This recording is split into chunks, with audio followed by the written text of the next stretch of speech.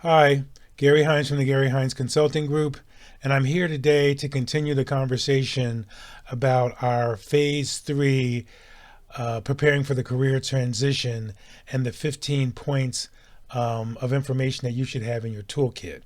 And we already described what a target company list is, and I just want to give you a little bit more information about how to develop that target company list. Okay, so previously I talked about, you know, there may be groups of companies that you already know you'd like to work for, and how do you find out more information about those companies?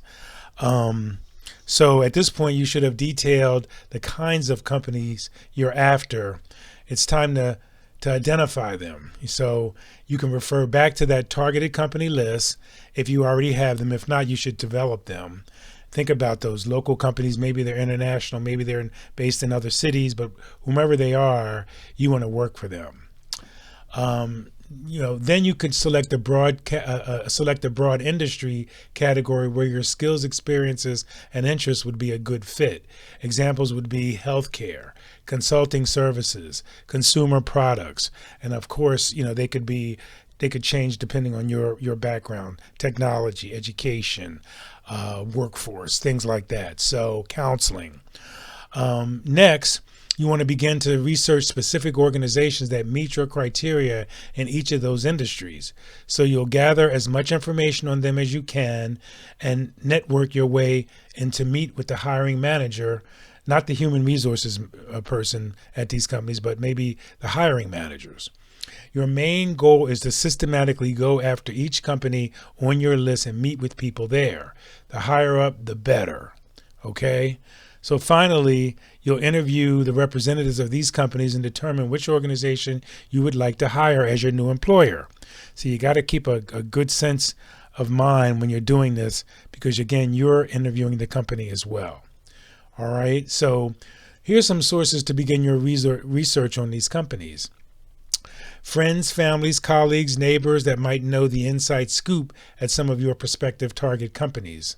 Networking to find current or past employees and hearing what the organization is like firsthand.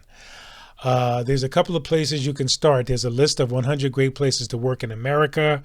That's a website which I can give you. It's greatplacetowork.com, actually, is the website. There's business articles in your daily local newspaper or in the business section. In the Philadelphia area, we have something called the Book of List. It's published by the Philadelphia Business Journal. It's a wealth of information about local companies based on industry. I would suggest taking a look at that. You can find those at most libraries. Social networking sites that connect professionals, of course, the number one of those is LinkedIn. You want to go to LinkedIn and see maybe somebody in your particular area, somebody in your connection list works for one of those companies. You certainly want to reach out to them. Your local chamber of commerce and trade associations or industry organizations that your target companies may be members of. Sometimes these lists are very public. The Greater Philadelphia Chamber of Commerce probably has a list of companies that are members. Prospective companies' websites and downloadable annual reports. A lot of people are making these things available these days.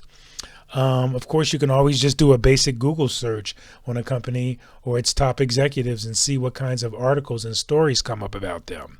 You want to build your history and your background and your knowledge up about these companies. So when you go in to talk to somebody, when you start a conversation with somebody you meet online that might work for one of these companies, you have something to talk about. You have some background.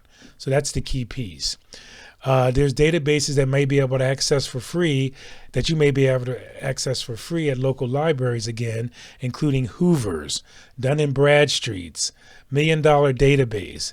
Dun & Bradstreet's is a particular good one because a lot of companies do register with that organization, which is also known as D&B. Other web resources include the Vault, www.vault.com, Vault. So, these are some lists of some resources and some places you can start your actual research on these companies that you've made a list for. So again, If you don't have a targeted list, you should start thinking about the industry and start thinking about the companies that work in these, that are in these industries and who you'd like to work for.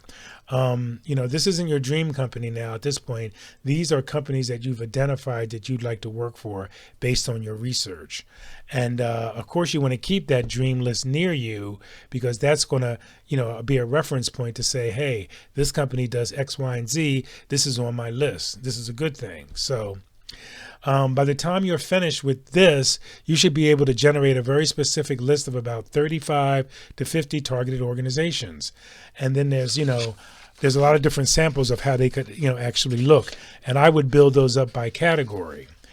So if you have the kind of skills that are transferable, you may have a list of advertising organizations, marketing organizations, public relations organizations, consulting, professional services. So you can categorize them, but your skills may be able to sort of, transfer into any of these particular industries by category. So think about that as well. Okay, so just a little bit more information on targeted company list and how you could utilize that. I can certainly help you with this, and we can go through it step by step together. If you give me a call, my email is Gary@GaryHeinzConsulting.com, and I'm at 215-954-8309. Thank you.